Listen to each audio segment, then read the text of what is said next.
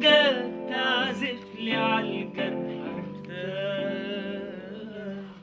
يمكن مشيني على كفوف الراح، نسيني لو حلم وراح.